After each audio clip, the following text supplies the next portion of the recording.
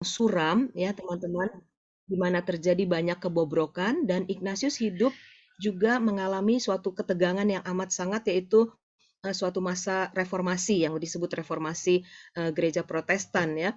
Eh, Kalau teman-teman masih ingat waktu itu dijelaskan Ignatius mengambil keputusan untuk tetap mencintai gereja dan membangun gereja dari dalam, bukan dengan cara keluar dari gereja.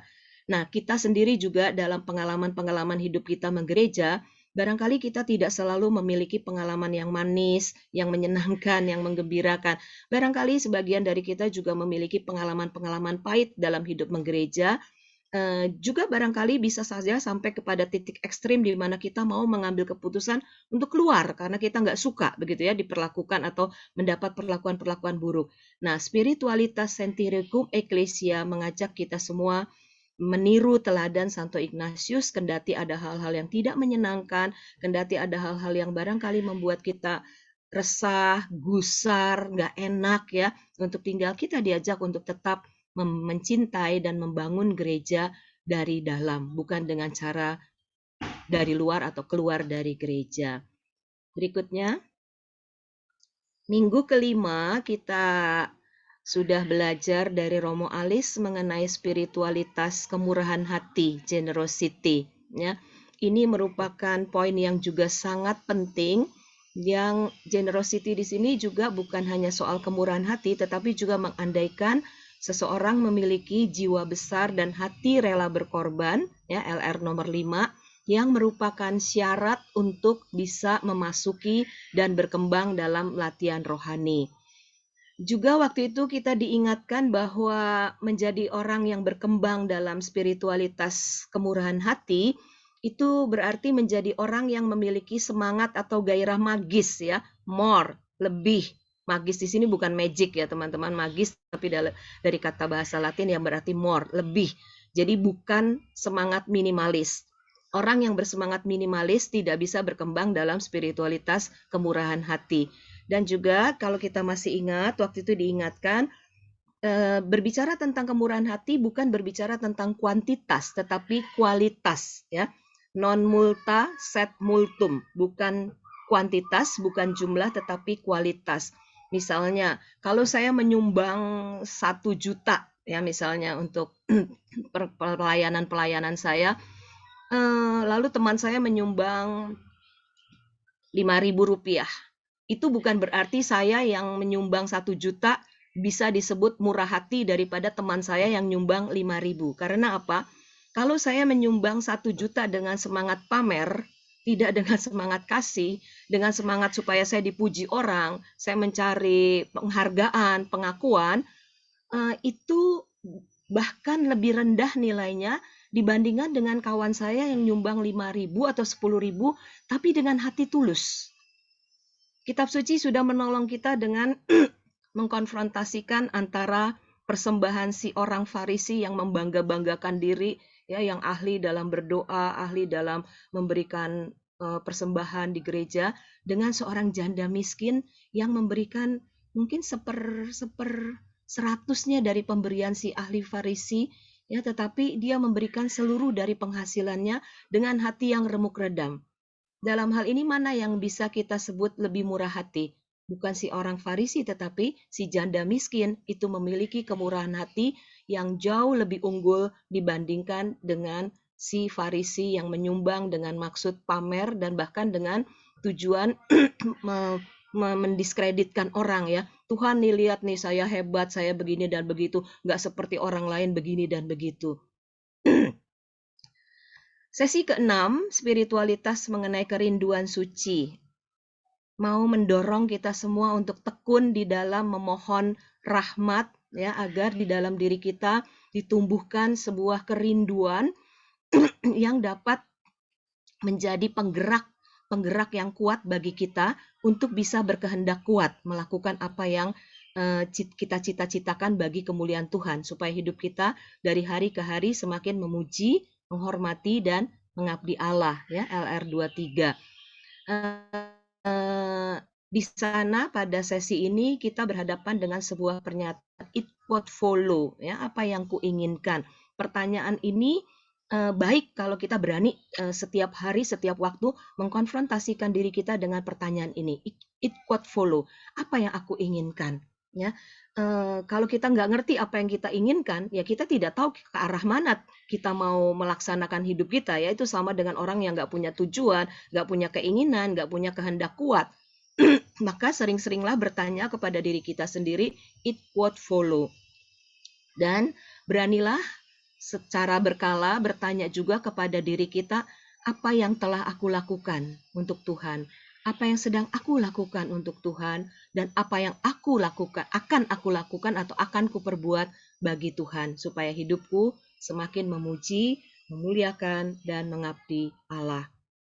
Spiritualitas pemberian diri atau susipe ya membantu kita untuk masuk dalam kesadaran terus-menerus teman-teman setiap hari ya, khususnya melalui eksamen, bahwa hidup dan semua yang ada pada kita ini cuma pinjaman.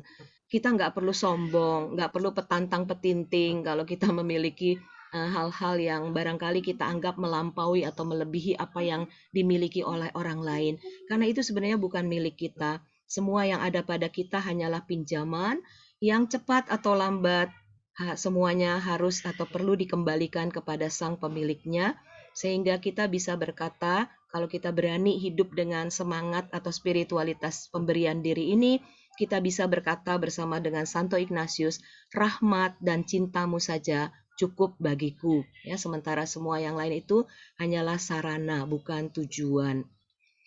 Hari ini kita akan mencoba mendalami spiritualitas pelayanan kasih, loving service. Pada kata pelayanan ditambahkan sifat kasih, karena apa? Kita tidak sekadar berbicara tentang pelayanan, sembarang pelayanan, yang penting saya menyibukkan diri saya, yang penting saya bisa memakai waktu dan tenaga saya untuk terus bergerak dan saya merasa diri saya berguna untuk orang lain. Tetapi jika motifnya bukan kasih, maka semua itu akan menjadi sia-sia. Dalam sesi ini kita akan melihat bagaimana kita belajar memberi diri untuk membiarkan kasih sebagai satu-satunya motif dan juga kekuatan, daya, dinamo bagi keterlibatan kita di dalam pelayanan-pelayanan. Apapun pelayanan itu dan dimanapun. Ya. Berikut. Ya.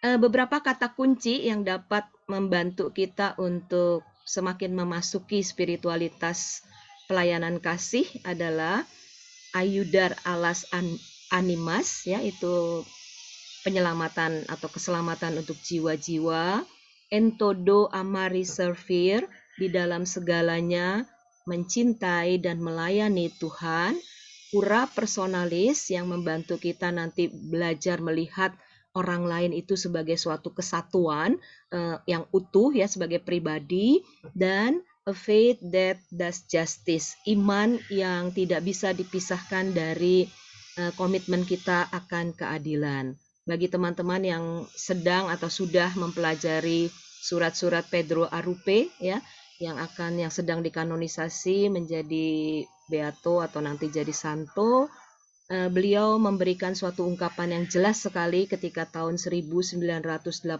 mendirikan GRS ya, Jesuit Refugee Service, yang beberapa minggu lalu kita dalami bersama Romo Peter.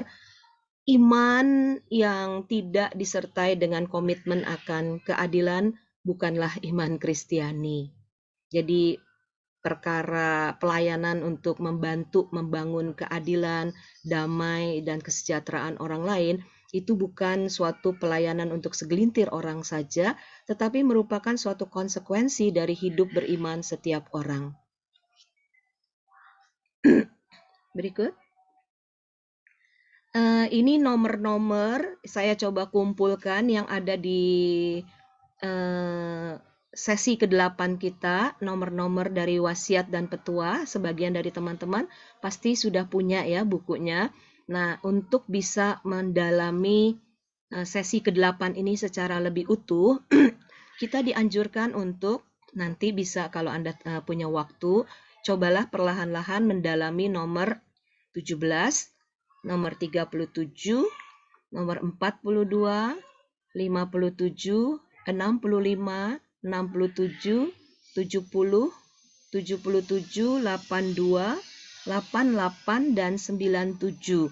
Nomor-nomor ini akan membantu kita untuk masuk kepada latar belakang dan makna dari kehidupan yang dijalani oleh perjalanan rohaninya Santo Ignatius, bagaimana dia bergulat, bergumul dalam hidupnya dengan gigih, dengan jatuh bangun, dengan banyak sekali dia mengalami dididik oleh Tuhan untuk sampai kepada suatu pelayanan kasih ya bersama teman-teman Yesuit pertamanya yang sangat tangguh dan sungguh-sungguh, kemudian yang tadinya hanya bermula dari percakapan rohani menuju kepada suatu pelayanan yang lebih kompleks, lebih utuh yang dibutuhkan oleh manusia. Slides berikut. Ungkapan menyelamatkan jiwa-jiwa, Ayudar Alas Animas tadi ya, itu pertama kali muncul di dalam autobiografi atau wasiat dan petuah nomor 45.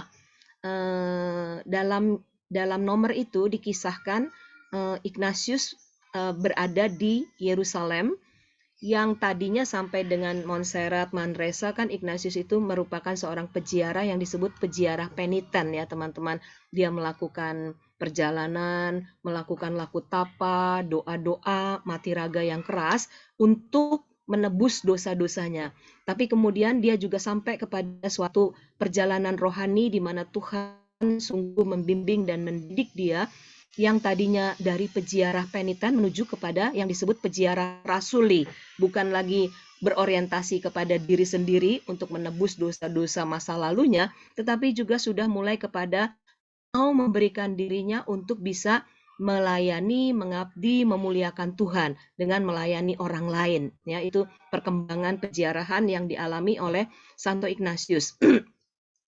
Dia di Yerusalem, dia punya cita-cita yang sangat kuat untuk mengunjungi tempat-tempat suci, dan yang menjadi alasan dia ingin berada di sana adalah karena Yesus juga dulu berada di sana, hidup, tinggal, dan wafat di tanah suci itu. Itu yang mendorong Ignatius dengan sangat rindu, kepingin juga kalau bisa menghabiskan hidupnya di sana dan ingin melayani keselamatan jiwa-jiwa di Yerusalem.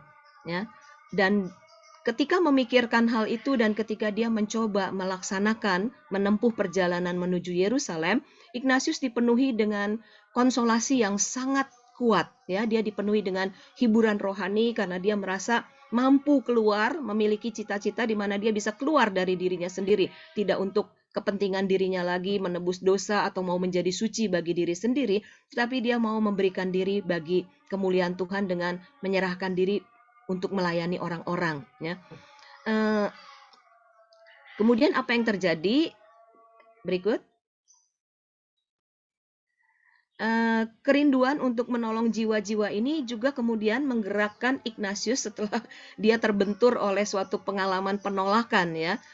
Pembesar di Yerusalem yang waktu itu dipegang oleh para imam Fransiskan tidak membolehkan dia untuk tinggal di Yerusalem dengan alasan keamanan, karena waktu itu ada situasi perang yang tidak menguntungkan kalau dia tinggal terus di sana.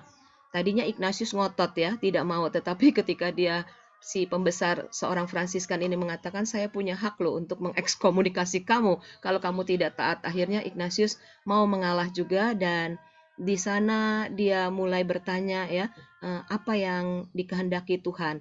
Dan penolakan itu menjadi ruang formasi yang besar bagi Allah untuk mendidik Santo Ignatius ini, sehingga Ignatius menjadi semakin dan semakin terbuka terhadap rencana-rencana baru dalam hidupnya yang direncanakan oleh Tuhan ya. Tuhan memiliki suatu rencana yang lebih besar, lebih mulia daripada yang mampu direncanakan oleh Ignatius bagi dirinya sendiri.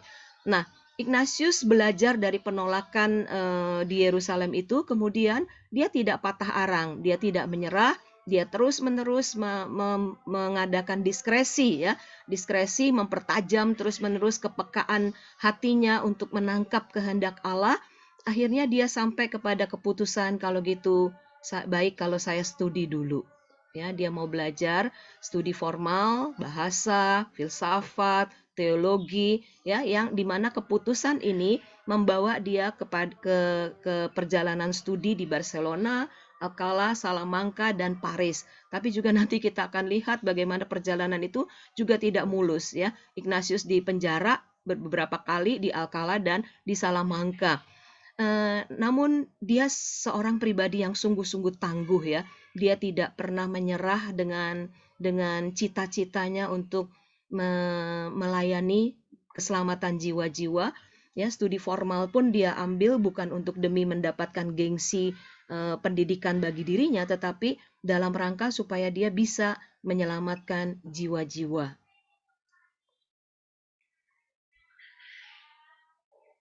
Berikut. Nah, bagi Ignatius ya, si peziarah ini, dan waktu itu dia sungguh-sungguh masih sebagai seorang awam, bukan sebagai imam, ya. Pada waktu itu dia berpikir menyelamatkan jiwa-jiwa itu berarti melalui percakapan rohani. Apa itu percakapan rohani? Bukan sembarang percakapan, melainkan percakapan yang akrab, yang mendalam, ya, dengan entah itu pribadi, perorangan, ataupun kelompok kecil mengenai perkara-perkara Allah, bukan obrolan-obrolan hal-hal lain tentang ekonomi, politik, atau apapun, tetapi tentang perkara-perkara Allah yang sebenarnya ini sudah dilakukan juga oleh Ignatius ya di Wasiat Petuah atau autobiografi nomor 11 ketika dia menanti masa penyembuhan di Loyola. Dia merencanakan akan keluar dari Loyola untuk pergi ke Aransasu, ke Montserrat, ke Manresa ya. Dia sudah mulai pada saat itu melakukan percakapan-percakapan tentang perkara-perkara Allah kepada anggota-anggota keluarganya di rumah ya. Nah, lalu yang dimaksud percakapan rohani ini juga punya tujuan ya. Tujuannya yaitu apa? Memperdalam iman dan membawa semua pihak yang terlibat dalam percakapan rohani itu lebih dekat kepada Tuhan. Bukan hanya orang-orang yang diajak bicara oleh Ignatius yang dibawa lebih dekat kepada Tuhan, tapi juga Ignatius mengakui bahwa dia sendiri kemudian sangat-sangat diperkaya melalui percakapan rohani itu. Ya, jadi percakapan rohani bukan hanya memperkaya orang yang dibimbing, tetapi juga sekaligus pembimbing atau fasilitator ikut diperkaya melalui percakapan rohani. Berikut. Nah, ini yang tadi saya katakan bahwa sudah sejak pemulihannya di Loyola tahun 1521, Ignatius sudah melakukan percakapan rohani dengan keluarganya ya. Sehingga keluarganya waktu itu mulai menangkap anggota-anggota keluarga ada sesuatu yang berubah pada diri Inigo ini ya, ada sesuatu yang berubah dan anggota-anggota keluarga juga mengalami pergulatan tersendiri untuk menghadapi cita-cita barunya dari Inigo ini. Inigo sejak sakitnya menanti masa penyembuhan di Loyola, dia sudah berbicara dengan orang serumah dan dia hanya membicarakan hal-hal yang menyangkut Allah saja. Dan hasil percakapan itu membangun hidup rohani anggota-anggota keluarga dan juga dia sendiri diperkaya. Next. Digerakkan oleh cinta dan pelayanan dalam segala kepada Tuhan, ya, en todo amar y servir, Ignatius melakukan percakapan rohani kemanapun dia pergi. Ya, seolah dia udah nggak punya cita-cita lain kecuali mau terus-menerus menghadirkan, membuat Allah itu menjadi makin tampak di hadapan semua orang yang diajak bicara sama dia. Ya, dia bercakap-cakap, dia mendengarkan lawan bicaranya tentang Tuhan, dan ini juga yang merupakan keunggulan Ignatius, dia mampu melakukan itu tanpa pandang bulu.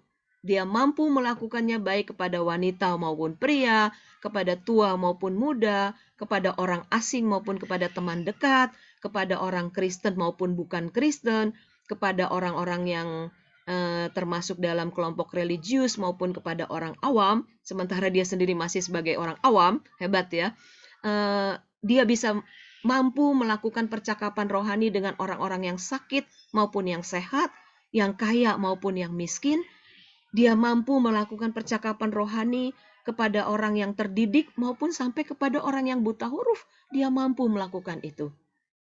Luar biasa Tuhan memberi kepercayaan kepada Ignatius di balik semua keinginan dan kemauan serta cita-cita dia yang sangat kuat ini ya, teman-teman. Kita barangkali bisa mencoba sedikit merefleksikan bagaimana cara kita bergaul, cara kita terdorong untuk melakukan percakapan rohani misalnya dengan orang-orang, apakah kita juga meminta dari Tuhan supaya kita dilengkapi oleh kemampuan untuk berbicara kepada siapapun tanpa pandang bulu, atau kita masih punya kecenderungan untuk pilih-pilih, saya mau orang yang selevel dong dengan saya. Kalau dengan orang itu, maaf ya, saya nggak selevel, nggak ada manfaatnya berbicara hal-hal rohani dengan orang yang begini dan begitu, ya. Atau kita lebih cenderung berbicara hal-hal rohani dengan orang yang sehat itu jauh lebih menyenangkan daripada dengan orang sakit misalnya, ya. Dalam hal ini kita masih bisa belajar banyak dari Ignatius. Next. Suara saya masih terdengar dengan jelas sampai sekarang, teman-teman? Jelas, Kak. Baik. Ya, tadi saya sudah menceritakan bagaimana pembesar dari Imam Fransiskan menolak Ignatius untuk tidak boleh tinggal di Yerusalem, ya. Yang kemudian akhirnya Roma lah yang menjadi Yerusalem Ignatius, tempat di mana dia melanjutkan hidupnya, berkarya, dan bahkan sampai wafatnya dia tinggal di Roma, ya.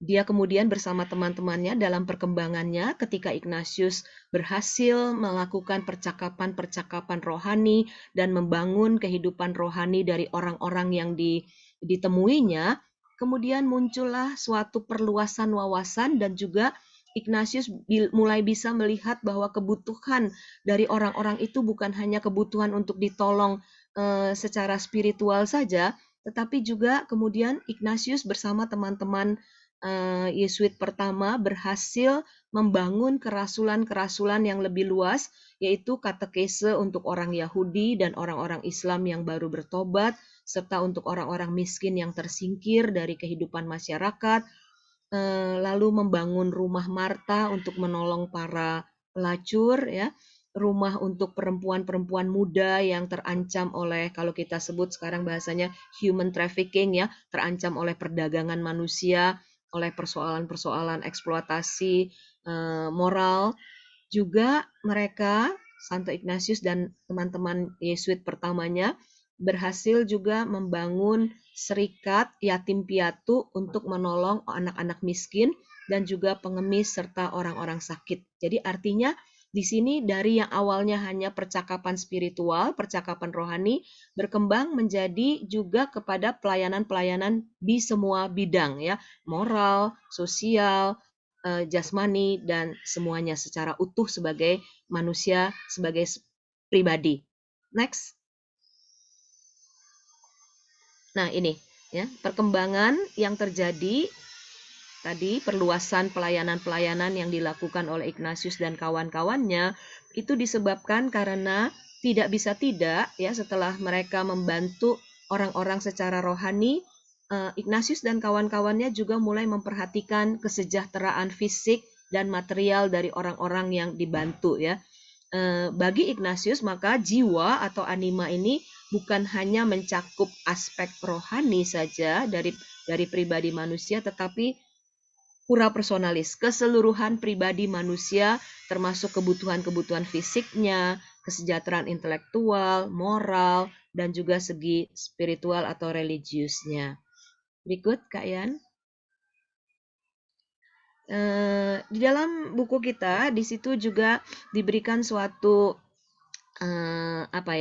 tokoh, dimunculkan tokoh lain. Kalau Ignatius kan hidup pada akhir abad 15, ya, dia lahir 14 di akhir abad 15 lalu menuju abad 16. Ignatius hidup di abad 16, sementara Ibu Teresa dari Kalkuta hidup di abad 20. Tetapi yang dilakukan itu mirip, ya. Ignatius juga punya perhatian yang sangat kuat kemudian kepada pelayanan-pelayanan untuk orang-orang miskin, orang-orang yang tersingkir, yang terbuang dari masyarakat, yang menderita ketidakadilan akibat sistem ekonomi yang tidak mendukung kemajuan dari orang-orang yang terpinggirkan itu.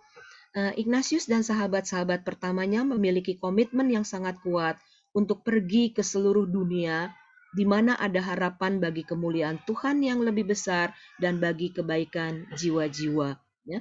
5 abad kemudian, di abad 20, Santa Teresa, ya, Ibu Teresa dari Kalkuta, melakukan yang barangkali bisa dikatakan lebih ekstrim lagi ya untuk pelayanan orang-orang miskin. Kalau Ignatius dan teman-temannya di Serikat Yesus memiliki kaul keempat, kekhasan kaul keempat yaitu taat kepada Paus, Ibu Teresa dan para suster dan brudernya memiliki kaul keempat yang berbeda, yaitu kaul keempat mereka adalah selain sudah mengucapkan 3 kaulnya sama ya, kaul kemiskinan, ketaatan, dan kemurnian, tapi pada Ibu Teresa dan para susternya masih ada kaul keempat, yaitu memilih preferensi, ya, memilih pelayanan untuk yang termiskin dari yang miskin. Gitu. Berikut. Jelaslah bagi Ignatius dan teman-temannya saat itu kaitan yang erat sekali antara kemuliaan Allah yang lebih besar dengan penyelamatan jiwa. Mencintai dan melayani Tuhan adalah mencintai dan melayani sesama. Sebaliknya juga ketika kita memberikan diri kita untuk mencintai dan melayani sesama, di sana kita melayani Tuhan yang hadir dalam diri orang-orang yang kita layani. Kalau kita mau pakai bahasa yang lebih biblis, itu surat Yohanes ya. Surat Yohanes pernah menantang para audiensnya atau para pembaca ya, kita ditantang, kamu bilang kamu mau mengasihi Allah yang tidak kelihatan, apa bisa kalau kamu nggak mau belajar mengasihi manusia-manusia konkret yang kelihatan ya. Itu caranya kita berkembang dalam cinta kasih kepada Allah, pelayanan-pelayanan kepada Allah, yaitu kita berani membuktikan cinta kasih kita dalam perbuatan konkret kepada sesama. Ya, demikian juga ketika kita melayani sesama, kita dimungkinkan untuk mengkontemplasikan wajah Tuhan di dalam diri orang-orang yang kita layani. Dua hal ini tidak bisa dipisahkan satu sama lain ya. Kita akan menjadi orang yang penuh dengan sandiwara ketika kita bilang kita melayani Tuhan, tetapi relasi kita dengan orang lain tidak akur, berkelahi melulu, gosip, bersih tegang terus ya, tidak bisa berdamai, tidak bisa bersahabat. Orang tidak akan percaya ketika kita bilang kita melayani Tuhan, tetapi relasi kita dengan sesama sangat buruk begitu ya. Berikut. Ini ada sebuah ungkapan yang sangat terkenal, teman-teman pasti sudah banyak yang sudah pernah membaca ya, mungkin menghayati juga. Bagus sekali ini ungkapan dari Ibu Teresa Calcutta, buah keheningan adalah doa, buah doa adalah iman, buah iman adalah kasih, buah kasih adalah pelayanan, dan kalau kita berkembang dalam spiritualitas pelayanan kasih, tidak bisa tidak kita mendapatkan juga buah dari pelayanan itu, yaitu damai. Ini saya ambil dari logo Tahun Kerahiman Ilahi 2015. Saya mau memperlihatkan next Kak Yan. Paus Fransiskus mencoba mengungkapkan atau membangkitkan, memperlihatkan kepada kita kalau kita mau terlibat dalam pelayanan kasih, apa saja sih ya konkretnya yang bisa kita lakukan. Di sini ada yang disebut pelayanan karya-karya jasmani sebagai ungkapan kerahiman Allah, tapi juga nanti di slide berikut ada karya-karya rohani ya, pelayanan rohani dari kerahiman Allah. Semua bernilai sama dan semua saling melengkapi, tidak saling berseberangan dan tidak saling bertentangan. Karya-karya jasmani kerahiman Allah adalah seperti yang kita temui ketika Yesus ya di dalam penghakiman terakhir mengidentifikasikan dirinya dengan orang miskin. Matius 25 31 sampai 46 mengenai pengadilan terakhir ya.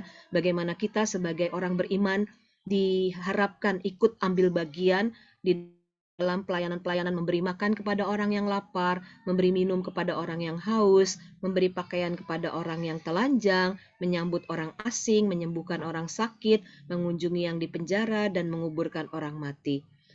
Berikut karya-karya rohani yang merupakan ungkapan dari kerahiman Allah adalah menasehati orang yang bimbang, mengajari orang yang bebal, ya, yang keras kepala, menegur orang-orang berdosa, menghibur orang yang menderita, mengampuni kesalahan, menanggung dengan sabar mereka yang berbuat jahat kepada kita, dan juga mendoakan orang-orang yang hidup maupun yang mati. Berikut.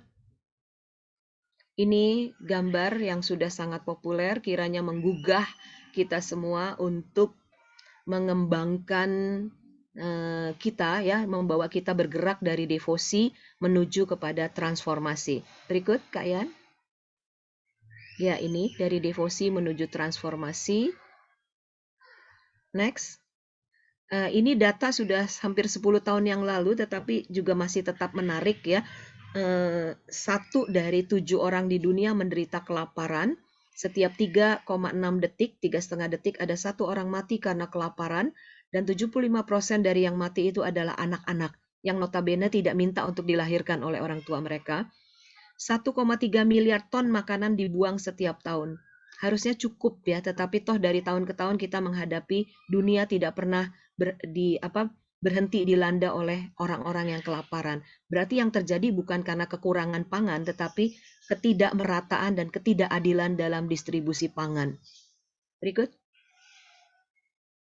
Ini saya akan cepat saja. Ini The Last Supper versinya Leonardo da Vinci yang dilukis pada abad 15. Kemudian 6 abad kemudian The Last Supper ini oleh seorang seniman dari Filipina, Joy Velasco, sudah meninggal beberapa tahun, sudah mungkin hampir 10 tahun yang lalu.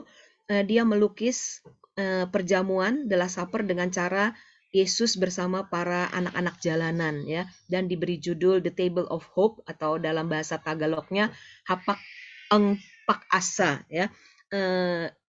Joy Velasco menulis 1 buku yang tebal berisi kisah anak. Jadi anak-anak ini bukan fiktif ya teman-teman, anak-anak nyata, konkret yang ditemui sebagai anak-anak jalanan oleh Joy Velasco.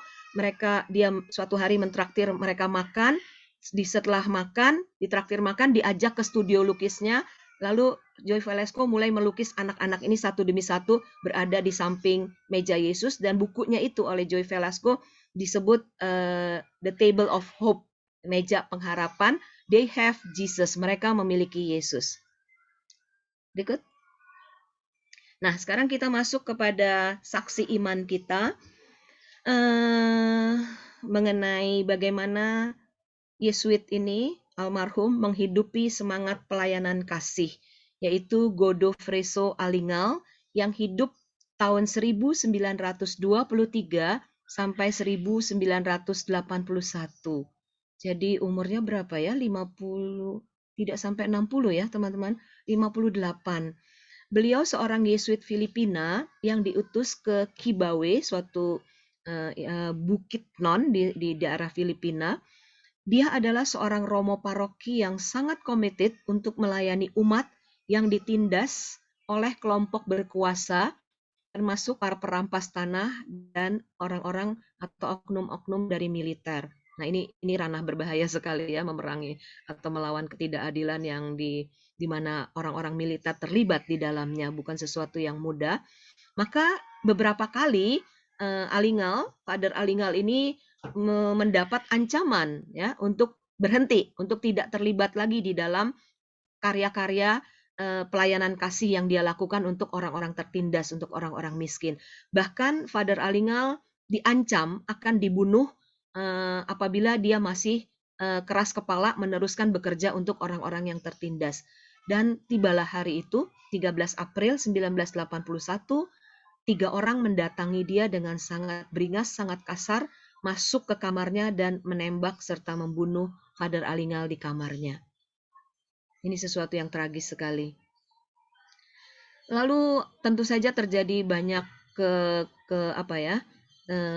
kehebohan ya, orang terkejut, lalu tak terkecuali para wartawan lalu juga mendatangi Bapak Uskup, kepingin tahu bagaimana sikap Bapak Uskup terhadap peristiwa penembakan Father Alingal ini. Yang uskupnya waktu itu Francisco Claver yang juga seorang Yesuit.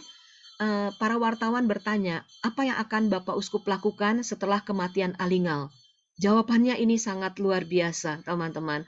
Bapak Uskup mengatakan, kita akan mengutus seorang imam lain ke Kibawe. Jadi nggak jera ya, tidak kapok ya. Kasih tidak mengenal rasa jera ya rupanya. Jika ia dibunuh, kita akan mengirim seorang imam lain lagi ke Kibawe. Dan jika dia dibunuh lagi, kita akan kirim lagi seorang imam lain ke Kibawe.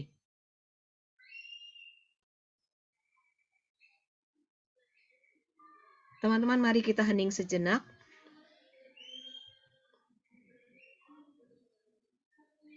Kita merefleksikan perjalanan Father Alingal yang menjadi korban penembakan karena ia berkomitmen untuk memberikan dirinya pada pelayanan kasih untuk orang-orang miskin, untuk orang-orang tertindas. Dan kita juga refleksikan sikap keteguhan Uskup Klaver, bagaimana cara mereka menolong jiwa-jiwa sebagai warisan dari komitmen yang dilahirkan oleh Santo Ignatius Loyola dan sahabat-sahabat pertama Yesuit, teman-teman awalnya. Bagaimana kisah Father Alingal dan Uskup Klaver ini bisa menyentuh kita mungkin, atau membantu kita untuk lebih memahami dan menghargai ideal dari spiritualitas Ignatian mengenai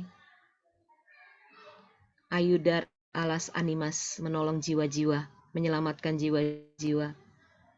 Kita ambil waktu untuk hening, dan cobalah teman-teman mungkin mencatat, menulis di buku teman-teman sekalian, jawaban atas pertanyaan-pertanyaan yang di blok kuning itu, teman-teman.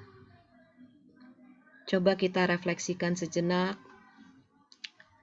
mengamati perjalanan hidup kita, tindakan penuh keberanian apa yang pernah kita lakukan dalam hidup kita untuk menolong orang lain.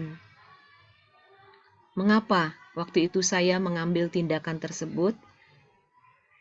Dan bagaimana tindakan yang gagah berani membawa kita untuk secara tulus melayani dan menolong sesama yang menderita. Mari kita hening untuk merefleksikan dan menjawab pertanyaan-pertanyaan ini.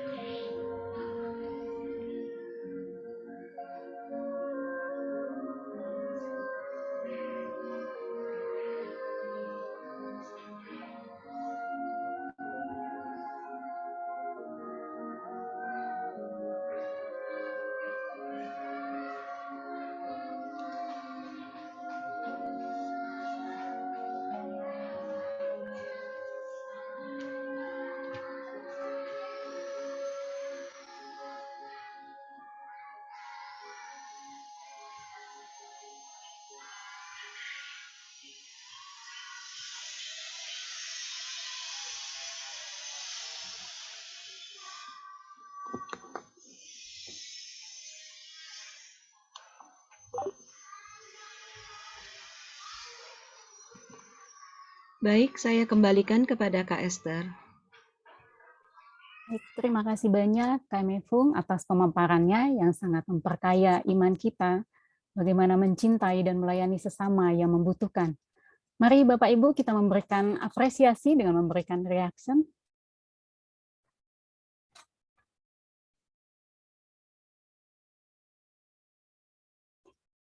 Baik, Bapak Ibu dan teman-teman yang terkasih, kita akan melanjutkan dengan ibadat.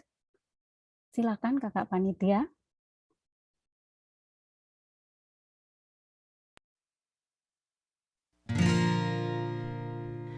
I have decided to follow Jesus. I have decided to follow Jesus. I have decided to follow Jesus. No turning back, no turning back. The world behind me, the cross before me. The world behind me, the cross before me. The world behind me, the cross before me. No turning back, no turning back. Though none go with me, still I will follow. Though none go with me, still I will follow. Though none go with me, still I will follow. No turning back, no turning back. Will you decide now to follow Jesus? Will you decide now to follow Jesus? Will you decide now to follow Jesus? No turning back, no turning back. I have decided to follow Jesus. I have decided to follow Jesus. I have decided to follow Jesus.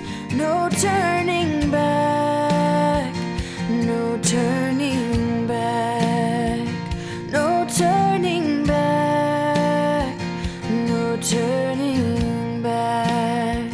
There's no turning back, no turning back.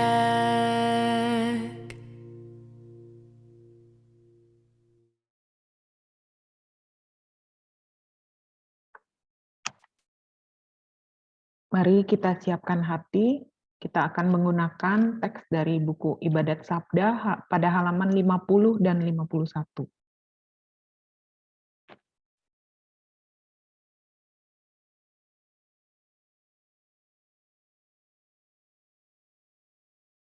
Dalam nama Bapa dan Putra dan Roh Kudus. Amin. Bacaan dari Injil Yohanes bab 13 ayat 1 sampai 7. Pembasuhan kaki. Sementara itu, sebelum hari raya Paskah mulai, Yesus telah tahu bahwa saatnya sudah tiba untuk beralih dari dunia ini kepada Bapa. Sama seperti Ia senantiasa mengasihi murid-murid-Nya. Demikianlah sekarang Ia mengasihi mereka sampai kepada kesudahannya. Mereka sedang makan bersama, dan iblis telah membisikkan rencana dalam hati Yudas Iskariot, anak Simon, untuk mengkhianati Dia. Yesus tahu bahwa Bapanya telah menyerahkan segala sesuatu kepadanya, dan bahwa Ia datang dari Allah dan kembali kepada Allah.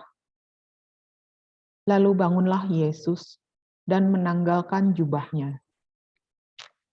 Ia mengambil sehelai kain lenan dan mengikatkannya pada pinggangnya. Kemudian ia menuangkan air ke dalam sebuah basi dan mulai membasuh kaki murid-muridnya, lalu menyekanya dengan kain yang terikat pada pinggangnya itu. Maka sampailah ia kepada Simon Petrus. Kata Petrus kepadanya, "Tuhan, Engkau hendak membasuh kakiku?" Jawab Yesus kepadanya, "Apa yang kuperbuat, engkau tidak tahu sekarang, tetapi engkau akan mengertinya kelak." Demikianlah sabda Tuhan. Terpujilah Kristus. Marilah kita memandang Yesus Kristus dan berjalan bersamanya, karena Dia adalah Tuhan yang tak pernah gagal menolong dan mendukung.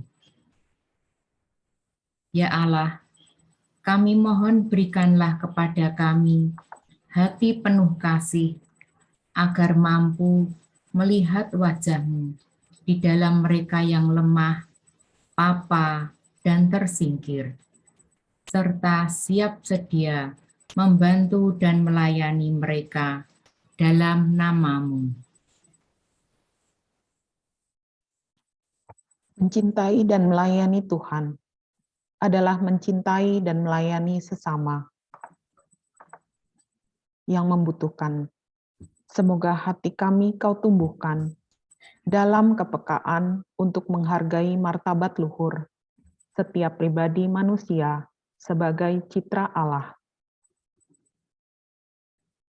Yesus Sang Pelayan, Engkau memberi teladan kerendahan hati dengan membasuh kaki murid-murid-Mu.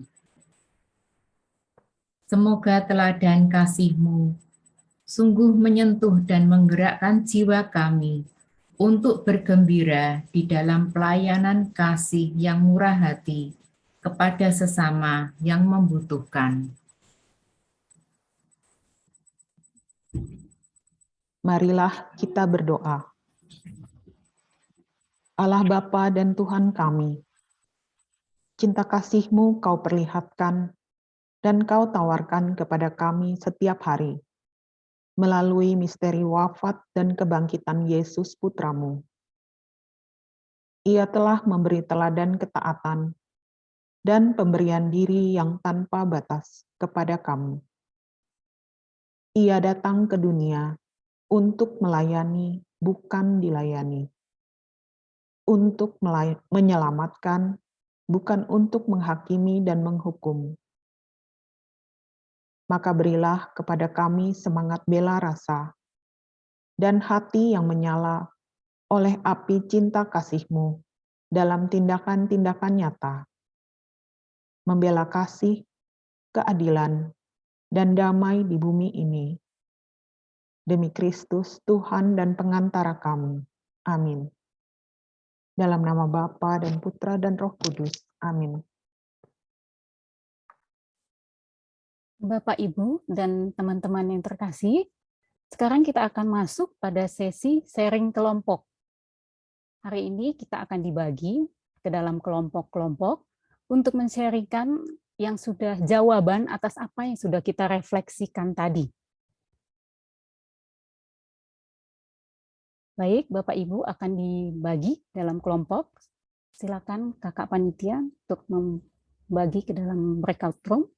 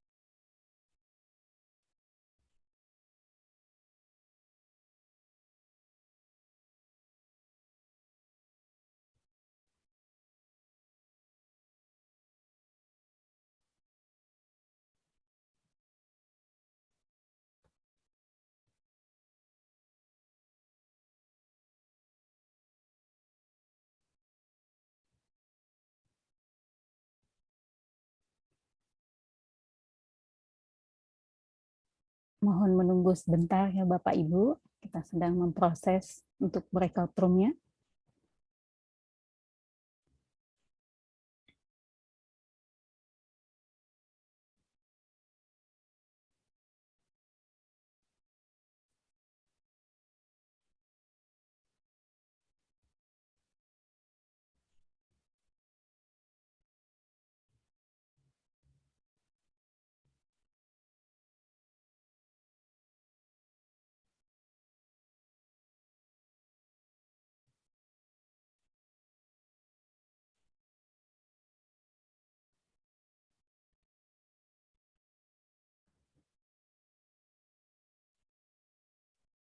Kepada Bapak Ibu atau teman-teman yang sudah menerima undangan untuk masuk ke breakout room, silakan untuk join.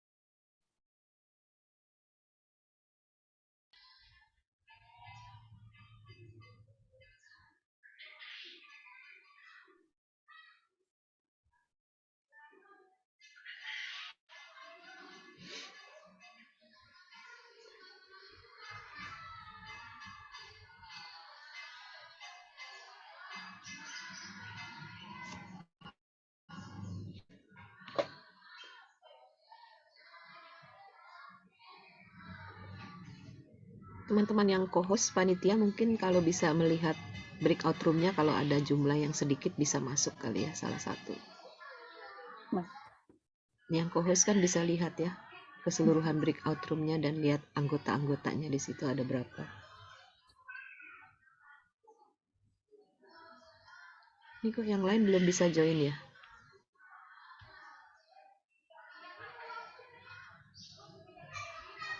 Teman-teman yang belum bisa join mungkin bisa share ada kesulitan apa?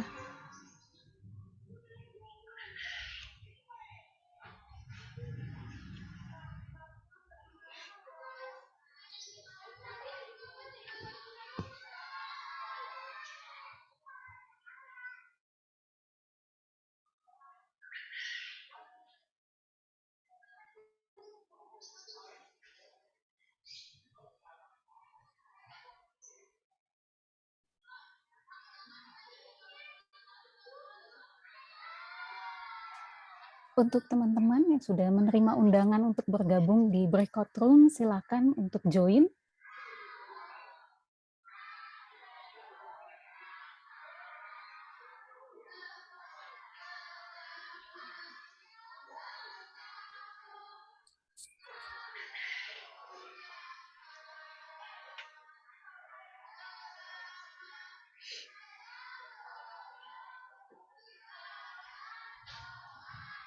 Masih ada yang belum join ini.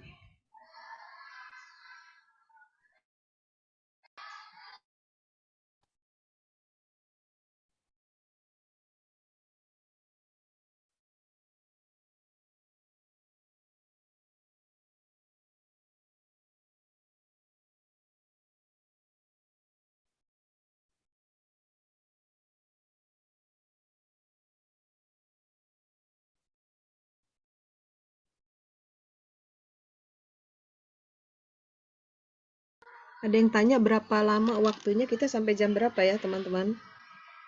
Ya baik Bapak Ibu dan teman-teman, kita akan breakout room 20 menit. Kita sampai jam 16.30. Silakan Bapak Ibu teman-teman yang sudah mendapat undangan untuk masuk ke dalam breakout room untuk bisa join.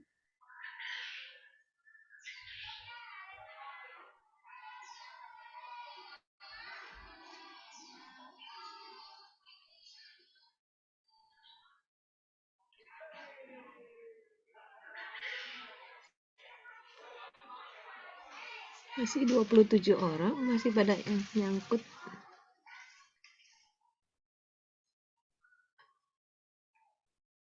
Bisa diberi petunjuk bagaimana caranya mereka harus bergabung mungkin. Pak Noto, Bu Noni, Pak Budi, Bu Syok, ada kesulitan untuk bergabung kah? Bu Yuliana, Pak Didi,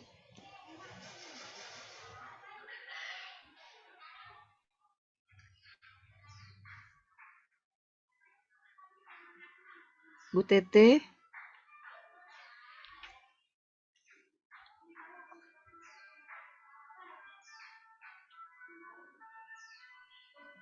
apa ya kira-kira penyebabnya nih yang belum bisa bergabung?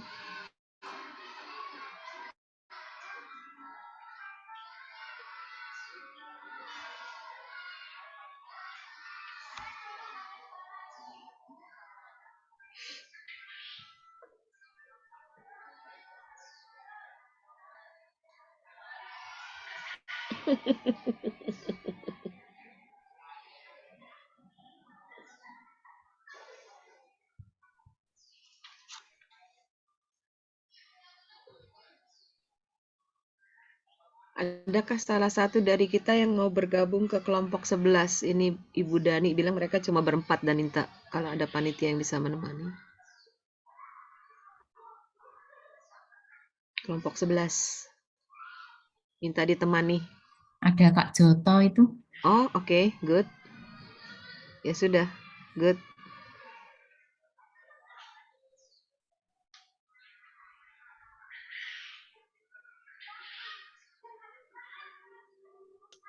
Kelompok 9 juga baru 3 yang join, Kak. Oh iya, ada Kak Joto di situ.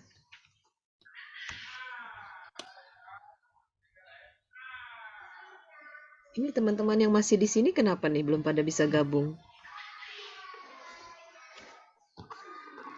Busyo, Panoto.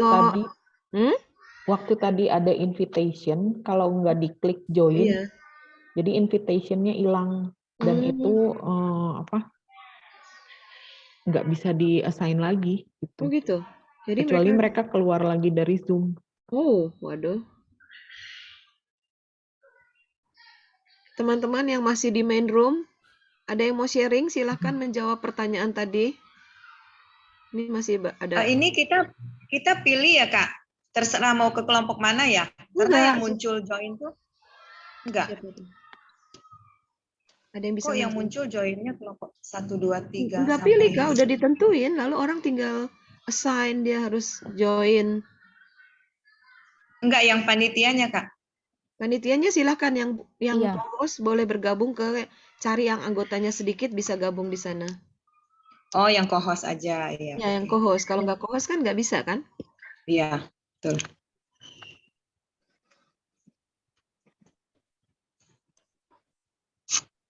Ibu Bapak yang masih ada di sini nih. Bu Tete, Pak Noto, Bu Syok, Dr. Lauren, Bu Yuliana, Pak Didi, Bu Mel, Pak Budi. Mungkin mau sharing silakan ya. Karena kelihatannya nggak gabung ke dalam kelompok, ada kesulitan ya. Halo. halo. Bu siapa nih? Chris? Chris? Pak Yopi malah dibentang.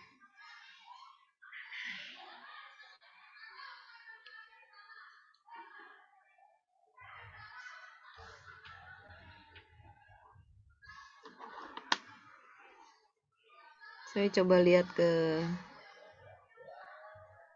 Atau nggak di tempat.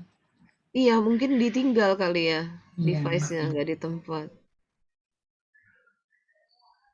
Yang ikut belajar HP-nya Cimefu.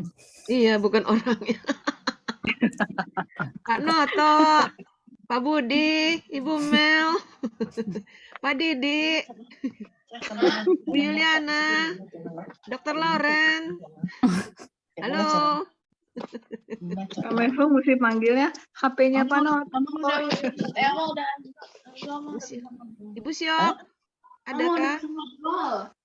Maaf Bu, halo. Iya, halo. Saya biasa anak saya yang buatkan nih, jadi anak saya lagi keluar, jadi saya nggak bisa, nggak jadi bisa saya dengar. gabung ya? Oke, Jadi oke. saya nggak bisa, maaf Baik. ya. Tapi saya dengar nih, saya dengar. Baik. Cuma maaf, anak lagi keluar jadi nggak bisa. Iya, oke. Ibu mau sharing? Kami dengarkan. Saya dengarkan saja Bu. Oh gitu, oke. Pak Noto, halo Bu Tete, Pak Budi Chandra, Ibu Yuliana, Pak Didi. Nah, ini Ibu Syok. Pak Yopi, Pak Loren, Ibu Kris. Where are you? Pada di mana ini?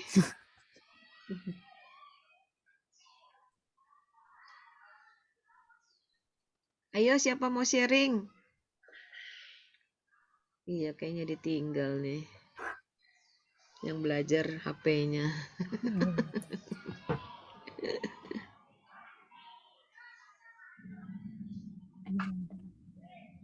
Yang belum sharing.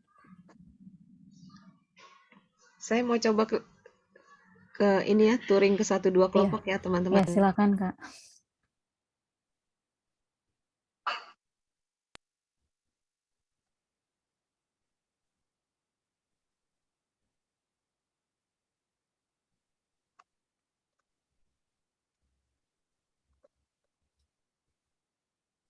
Bapak Ibu di main room yang ingin sharing, kami persilahkan ya.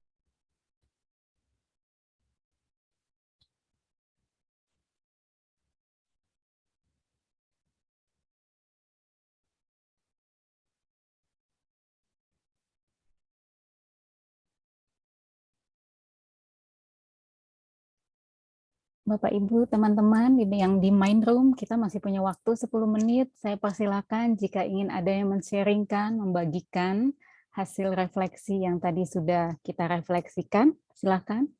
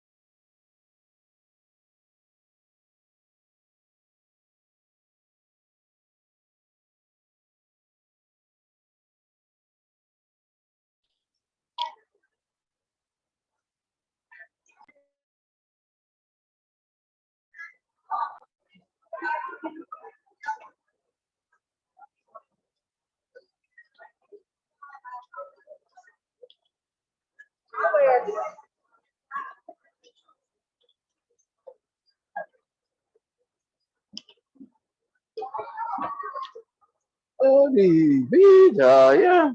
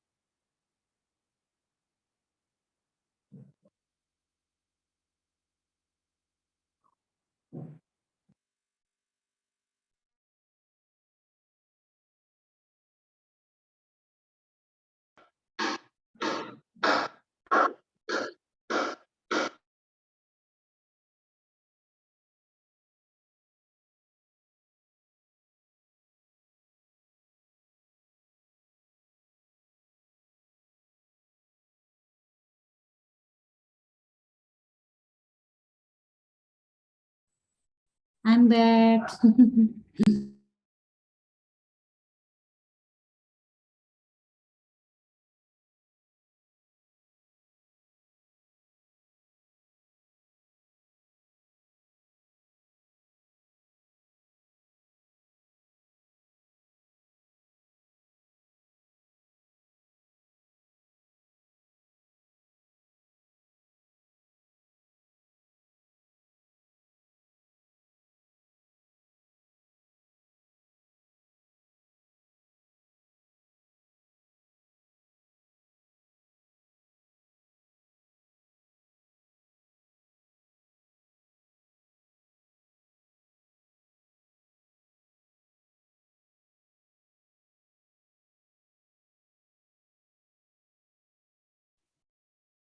Bapak Ibu yang ada di main room, kita masih punya waktu 4 menit ya. Kalau mungkin Bapak Ibu ada yang mau di-sharingkan, saya persilakan. Waktu kita masih ada 4 menit. Terima kasih.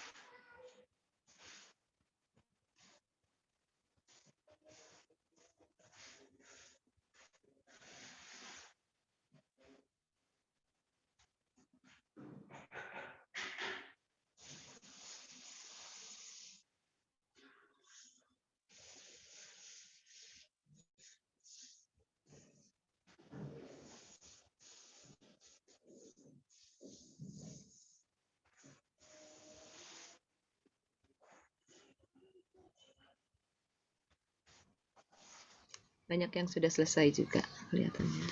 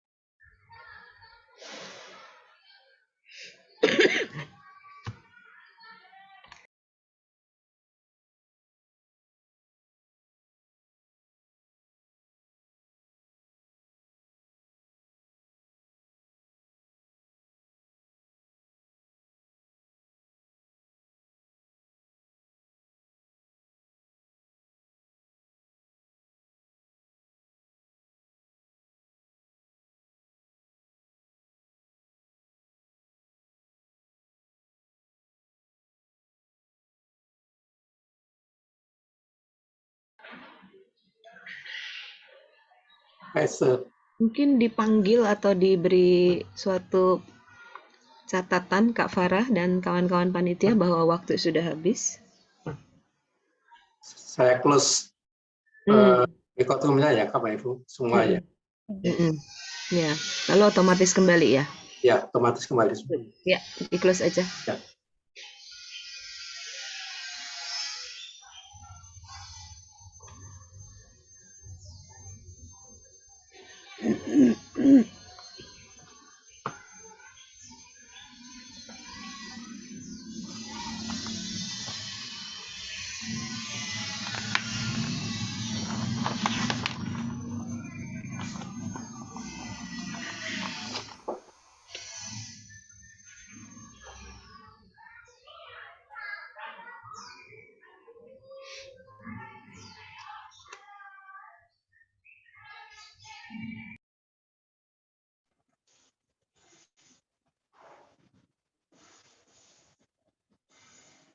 Sudah kembali semua? Saya izin sebentar ya ke toilet. Silakan. Miftun, kalau ada pertanyaan di WA saja ya. Iya teman-teman, hari ini kita tidak ada tanya jawab, tapi boleh bertanya di WA, nanti saya jawab secara tertulis juga. Pertemuan di dalam video oral berapa menit? Tadi kita akan latihan doa sekarang. Ya, Bapak Ibu, mohon maaf, kita akan masuk pada sesi latihan doa. Silakan Kak Mevung untuk memandu kita dalam latihan doa. Baik, terima kasih Kak Esther dan teman-teman panitia, Ibu Bapak dan teman-teman terkasih. Mari kita mempersiapkan diri untuk latihan doa kontemplasi.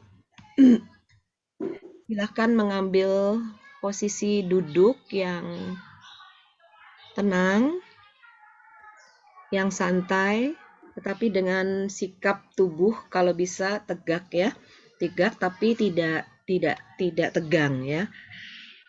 Mulailah, saya beri waktu 2-3 menit untuk latihan pernafasan. Ambil nafas dalam-dalam, tahan lalu lepaskan perlahan-lahan.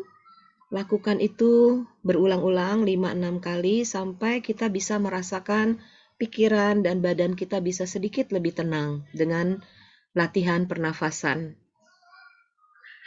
Tarik nafas pelan-pelan dan hembuskan, lepaskan juga perlahan-lahan.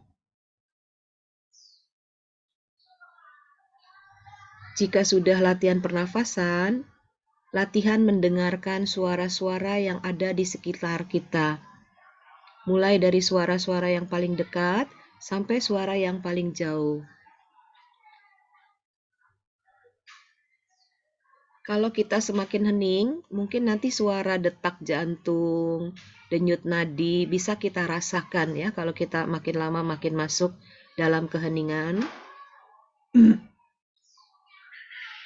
Dan kemudian latihan merasakan perasaan anggota-anggota tubuh kita dari atas kepala sampai ke bawah ke kaki. Perlahan-lahan pusatkan perhatian pada rasa perasaan anggota-anggota tubuh kita. Kita berlatih 3 hal itu dulu, pernafasan, mendengarkan, dan merasakan perasaan anggota-anggota tubuh sebagai persiapan.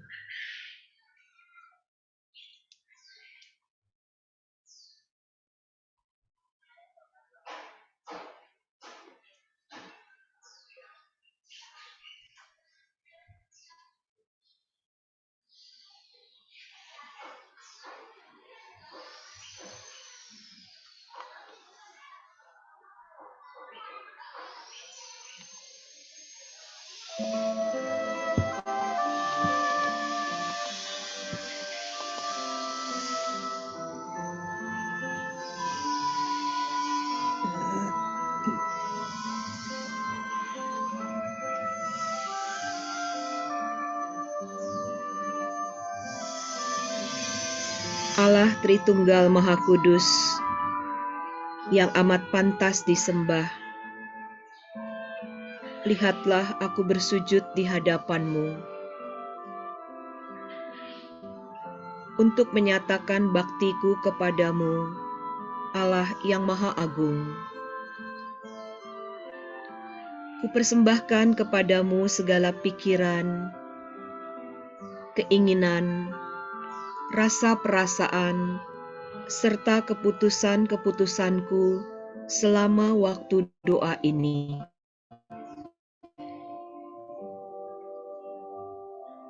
Tak pantaslah aku ini ya Bapa, menerima terang dan pertolongan baru, karena telah gunakan banyak anugerah-Mu. Namun demikian, aku tetap datang kepadamu, menyerah bulat-bulat seperti seorang anak kepada seorang Bapa yang maha baik dan maha rahim. Demi jasa-jasa Yesus Kristus penebusku, lewat Santa Perawan Maria Bundaku, serta sekalian para kudus pelindung,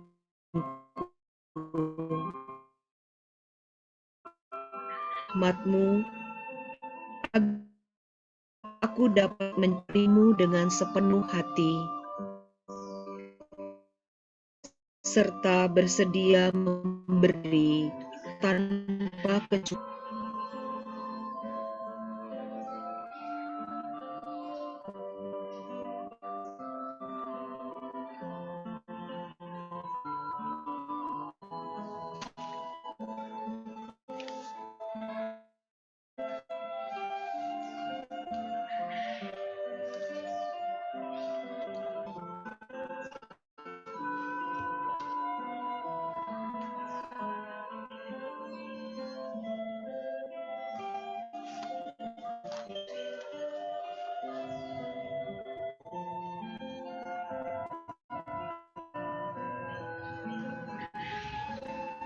Allah yang maha baik,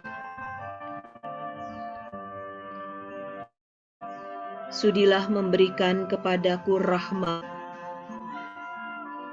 hati penuh belas kasih, agar mampu melihat Engkau pada mereka yang lemah, papa dan tersingkir, serta siap sedia membantu dan melayani mereka dalam nama-Mu.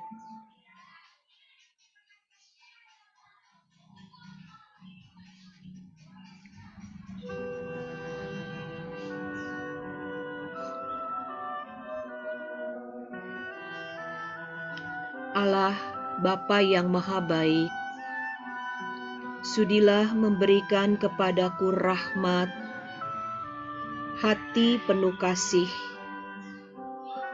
agar aku mampu melihat Engkau pada mereka yang lemah, papa dan tersingkir, serta siap sedia membantu dan melayani mereka dalam nama-Mu.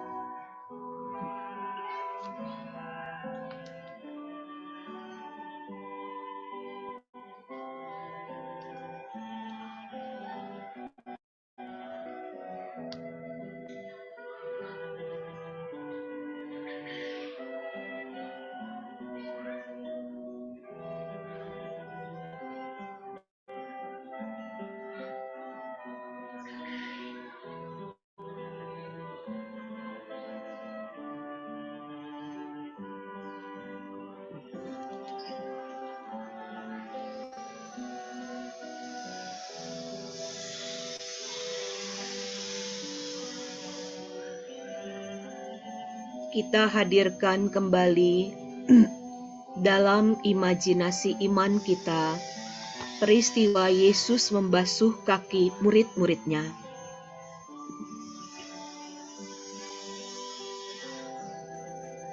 Yesus tahu bahwa saatnya sudah tiba untuk beralih dari dunia ini kepada Bapa. Sama seperti Yesus senantiasa mengasihi murid-muridnya, demikianlah Ia mengasihi mereka sampai pada kesudahannya.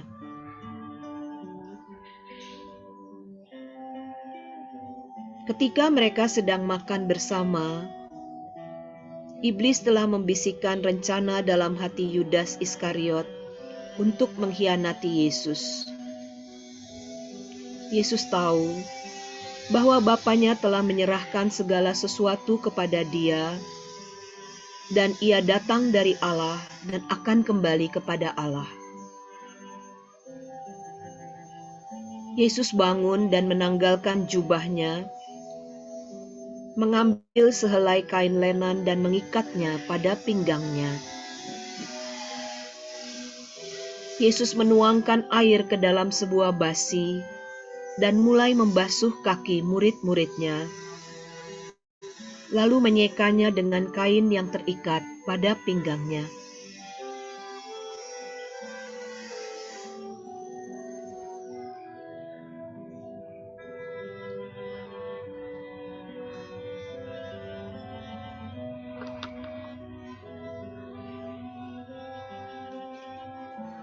Mari kita hadir dalam peristiwa itu, membayangkan tempat para murid mengalami pembasuhan kaki dari Yesus.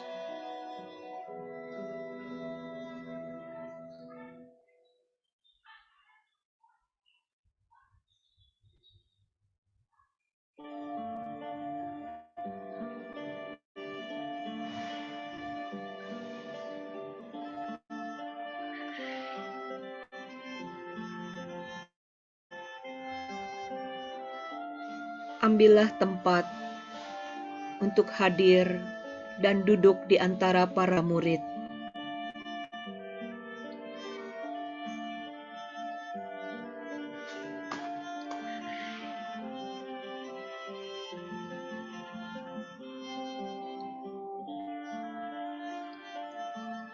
Rasakanlah Yesus menatap para murid dan menatap kita semua dengan penuh kasih.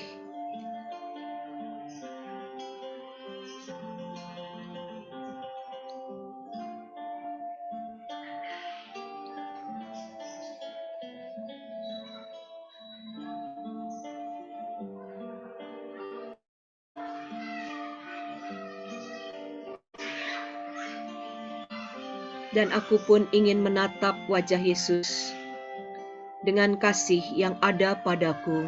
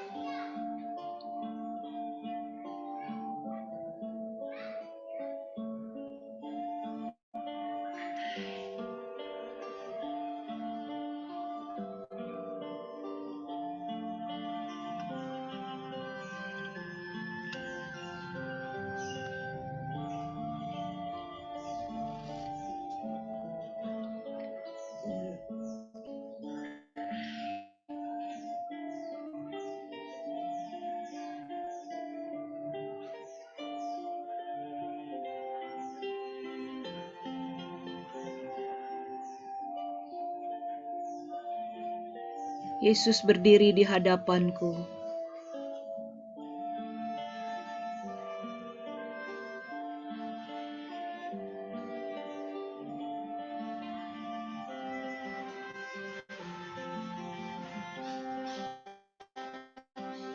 Yesus berlutut di hadapanku, dan Ia ingin membasuh kakiku saat ini.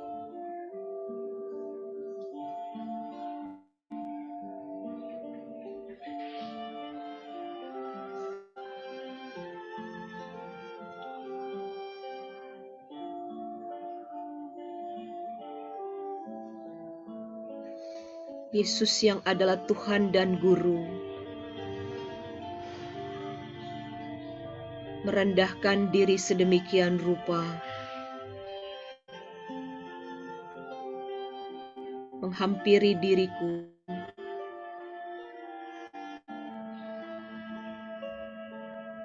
dan mau membasuh kakiku. Siapakah aku ini ya Tuhan?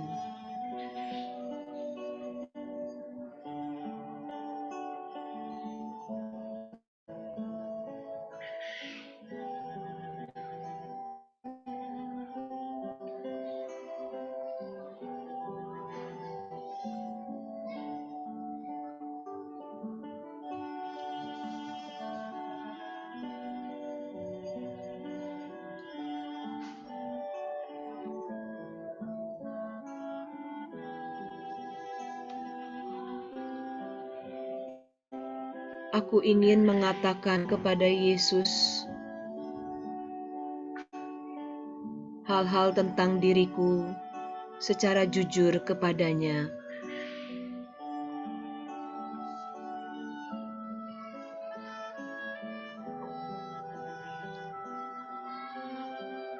Yesus mendengarkan aku dengan penuh kasih, seraya memegang kakiku untuk membasuh kakiku.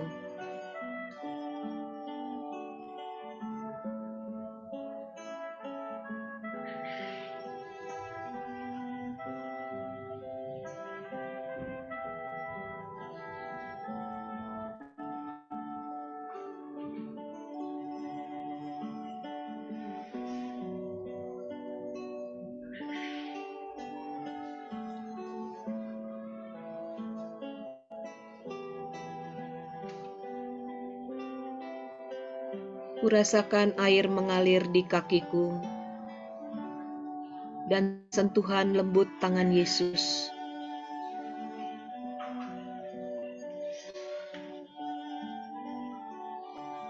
Aku yang tidak pantas,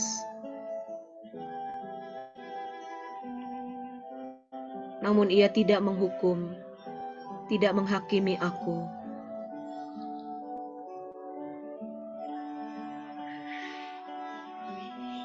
Dengan penuh kelembutan, Ia menyeka kakiku dengan kain yang terikat di pinggangnya.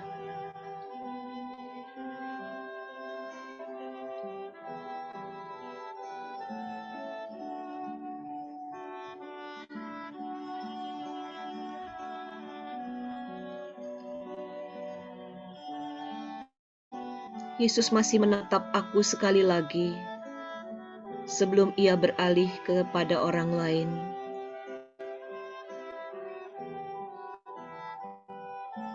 Kudengarkan baik-baik apa yang Yesus ingin katakan kepadaku.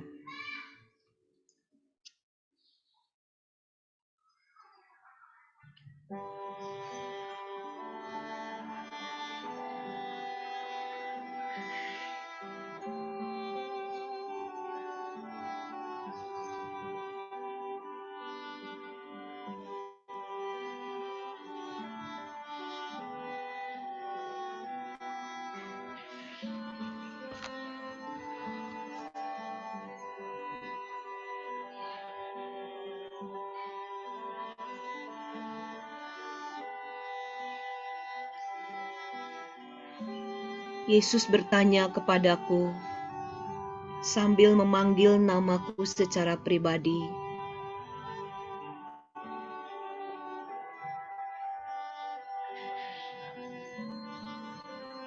Siapakah orang yang paling miskin,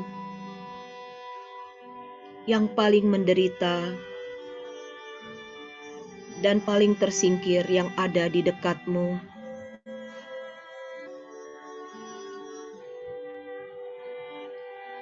Maukah engkau melayaninya seperti aku melayani engkau?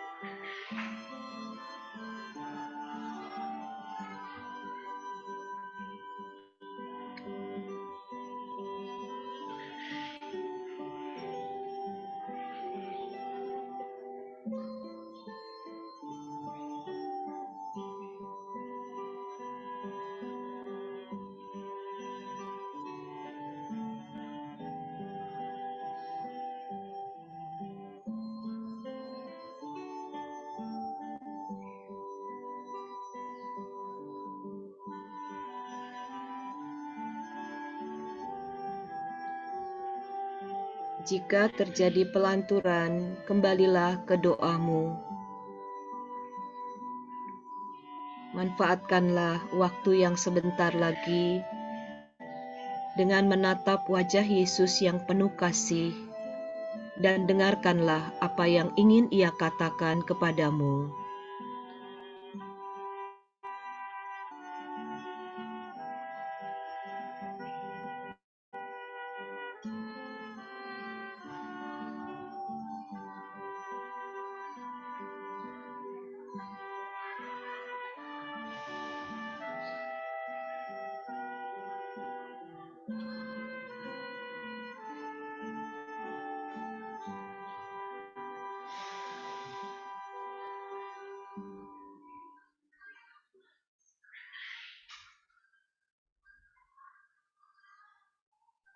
Salam Maria, penuh rahmat, Tuhan sertamu.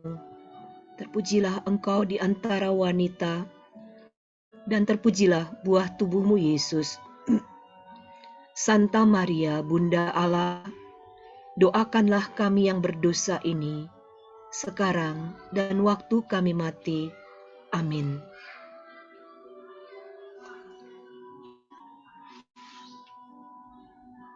Saya kembalikan kepada Kak Esther. Baik. Sekali lagi, banyak terima kasih Kak Mefung atas kemurahan hatinya mendampingi kami dalam pengajaran dan latihan doa. Mari Bapak Ibu, kita sekali lagi memberi apresiasi kepada Kak Mefung dengan reaction, hati, love.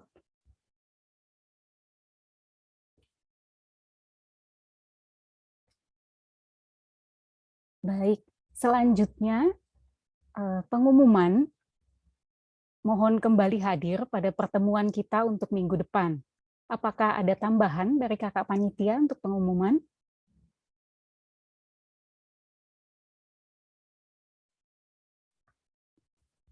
Baik, kalau tidak ada, kita akan lanjutkan pada sesi foto.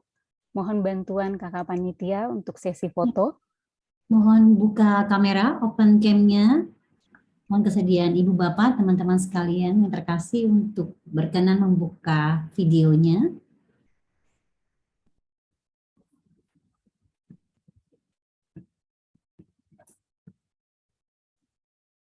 Kami tunggu.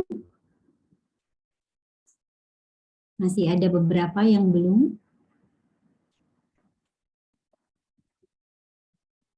Hitungan kelima, saya mulai di halaman pertama. 1, 2, 3, 4, 5, gaya bebas, tahan senyumnya. Kita ada 2 halaman. 1, 2, 3. Halaman kedua. Masih bisa untuk open cam yang masih belum membuka.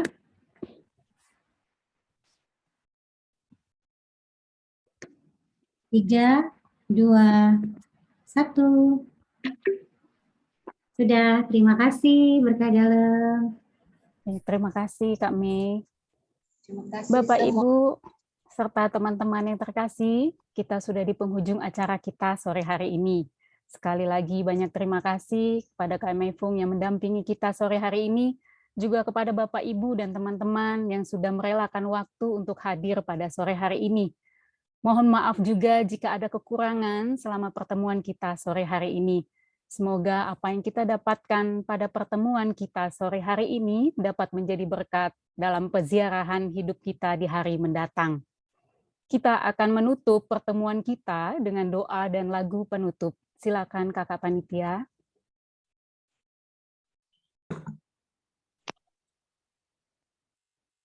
Bapak, Ibu, kakak-kakak semua, kita tutup pertemuan kita dengan doa penutup dari buku Ibadat Sabda halaman 52 dan 53. Mari kita doa bersama demi nama Bapa dan Putra dan Roh Kudus. Amin. Ya Bapa, kami bersyukur dan berterima kasih kepadamu karena Engkau telah menyertai kami semua selama kami berlatih untuk lebih mendalami dan memahami arti pelayanan kasih kepada sesama. Kini sudilah menerima dan mendengarkan doa-doa yang kami panjatkan dengan perantaraan Santo Ignatius. Semoga kami mengerti dan menerima kasih setiap hari, serta diteguhkan dalam pelayanan kasih kami kepada sesama yang membutuhkan. Santo Ignatius, doakanlah kami. Semoga kesulitan dan penolakan dunia tidak membuat kami gentar dalam mengasihi Allah dan dalam usaha-usaha baik kami untuk mengasihi sesama dengan murah hati. Santo Ignatius, doakanlah kami. Semoga kami semua bersukacita di dalam Tuhan yang memampukan kami untuk memberi perhatian kepada sesama yang membutuhkan pertolongan, sehingga di dalam segalanya kami bertumbuh untuk mencintai dan melayani. Santo Ignatius, doakanlah kami. Santo Ignatius, doakanlah kami. Mari kita berdoa. Allahku, aku mencintaimu melebihi segalanya, dan dengan seluruh jiwaku, aku benci terhadap segala dosa yang dengannya aku telah melukai hatimu. Dosa-dosaku menjijikkan di hadapan pandanganmu. Engkau yang sangat baik dan layak dicintai. Kuakui bahwa aku harus mencintaimu dengan cinta yang mengatasi segalanya, dan aku harus berusaha membuktikan cinta ini kepadamu. Kupandang engkau sebagai jauh lebih besar dari segala yang ada di dunia ini, tak peduli betapa indah dan berharganya.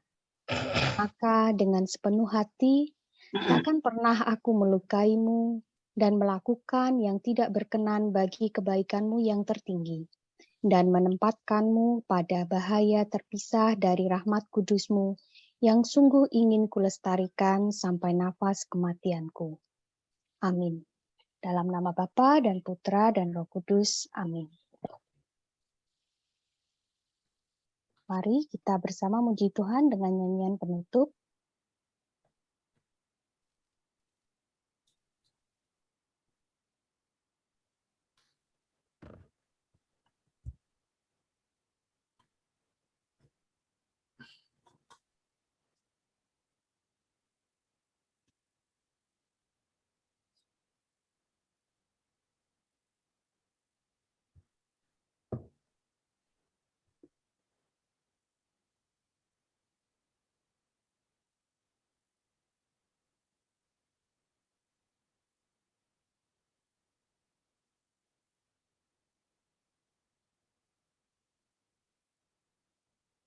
Silakan kakak panitia untuk dibantu lagu penutup.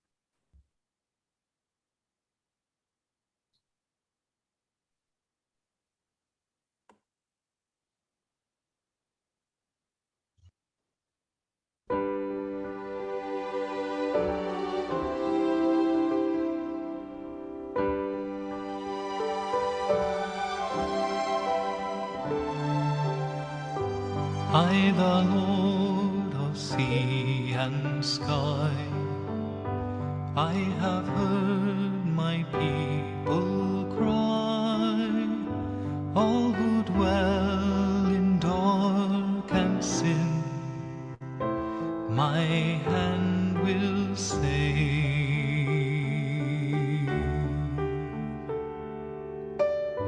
I who made the stars of night, I will make their darkness bright. Who will bear my light to them? Whom shall I send? Here I am, Lord.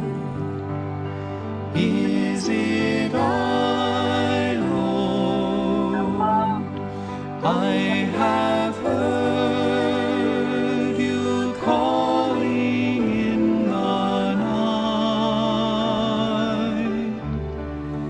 I will go, Lord, if you lead me. I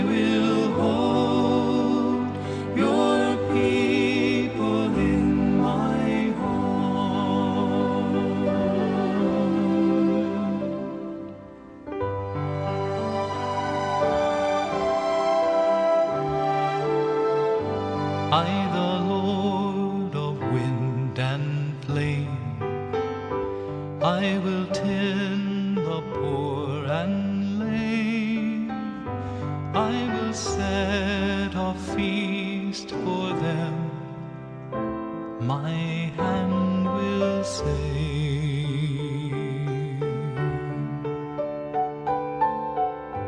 Finest bread I will provide, till their hearts be satisfied. I will give my life to them. Whom shall I send? Here I am, Lord. Is it I, Lord? I have heard you calling in the night. I will go, Lord, if you lead me. I will hold your people in my heart. I will hold your people in my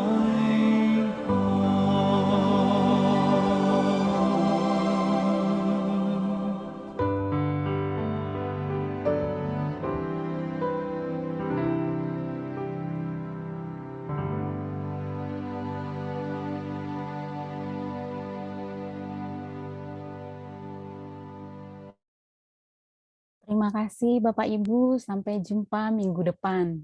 Sampai jumpa, terima kasih. Terima kasih. Terima kasih semua. Terima kasih semuanya.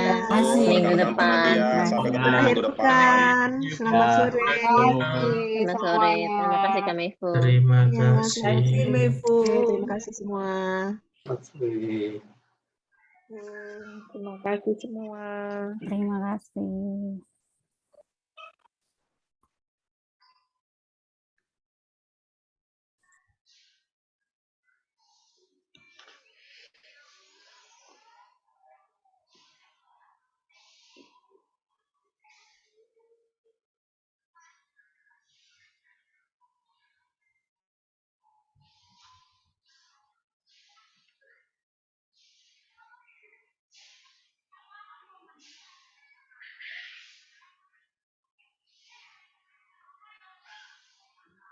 Sudah.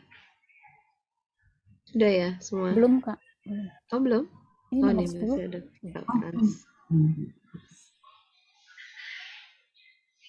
Terus, Kak. Sudah. Sudah. Aduh. Aduh, gawat. Maaf yang terakhir tadi. Harusnya siapa yang terakhir tadi? Aku, cuma kan Aku harusnya. Terus kenapa? Ada Aku tuh hambatan? mau share kan nge-freeze, terus coba ngebuka lagi pakai aplikasi lain, kan ada beberapa player buat video. Lama-lama banget. Jadi pas lagi yang Mei udah jalan, itu yang aku baru jalan. Maaf. Oke. Breakout room-nya ya, aduh ampun. Breakout room-nya itu loh Kak, ya ampun ini gimana, banyak yang...